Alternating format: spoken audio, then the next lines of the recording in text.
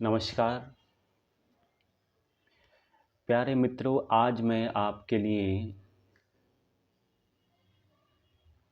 मनुष्य का व्यवहार क्या होना चाहिए जो उसका यश हो, जीवित रहने पर भी और संसार से जाने के बाद भी।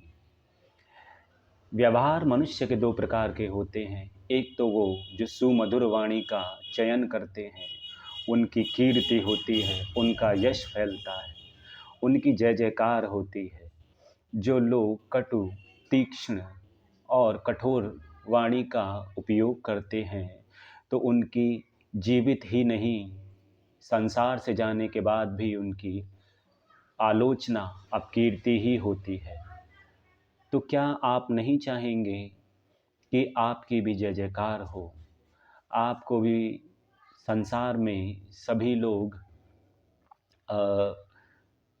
मान दें, सम्मान दें, आप प्रतिष्ठित हों? तो मेरा तो कहना यही है आप लोगों के लिए कि यदि आपके ये तो आपके स्वयं के हाथों में है कि आप कौन सा मार्ग चुनना चाहते हैं, यश का या अपयश का। तो यदि मेरा परामर्श मानेंगे तो मैं तो आपको यश का मार्ग ही चुनने को अवश्य ही कहूँगा, क्योंकि यश हमें तो आनंदित करता ही है, हमारी आने वाली पीढ़ियों को भी आनंदित करता है।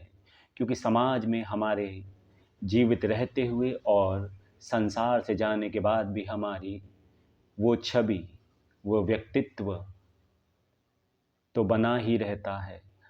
और जो भी हम अपने पूर्ण जीवन काल में जो व्यवहार बनाते हैं, वही हमारे जीवित रहते और संसार से जाने के बाद भी वही बना होता है।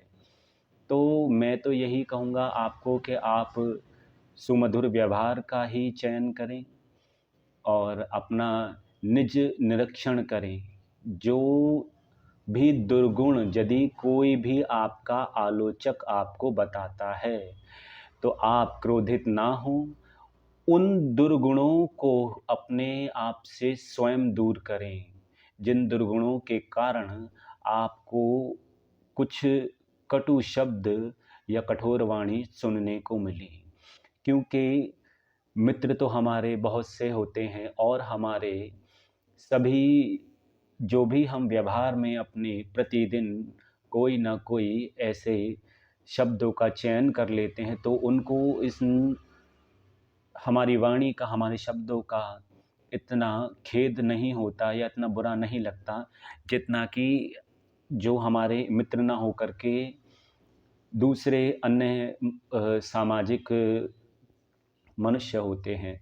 तो मैं तो यही कहूँगा आपको कि एक बिना किसी लोभ के, बिना किसी लालच के एक व्यक्ति आपके यदि दुर्गुणों को बता रहा है, तो आप अवश्य ही उन दुर्गुणों को अपने से दूर कीजिए और अपने व्यवहार में जल की भांति मधुरता और जल की भांति जो जिस भी पात्र में हम उसको रख दें या जिस भी रंग को उसके भीतर हम घोलें, तो जल भी अपने अंदर समाहित कर लेता है उन रंगों को, उन पात्रों के अंदर समाहित हो जाता है, उनमें मिल जाता है जाकर। तो वो उस ही प्रकार का हमको प्रतीत होता है, जिस पात्र में, जिस रंग में हम उसको रंग देते हैं या रख देते हैं। तो प्रिय मित्रों, मेरा परामर्श यही है आपके लिए कि आप अपने आने वाली पीढ़ी के लिए क्या छोड़ना चाहते हैं, अपयश या यश?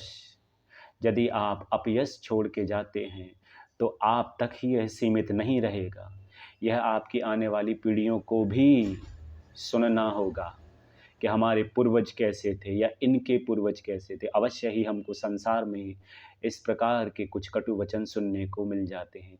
यदि हम सुमधुर वाणी का चयन करते हैं और सुमधुर व्यवहार हमारा होता है, तो अवश्य ही हमारी प्रशंसा होती है, हमारी जो आने वाली संतानें हैं उनकी भी प्रशंसा होती है।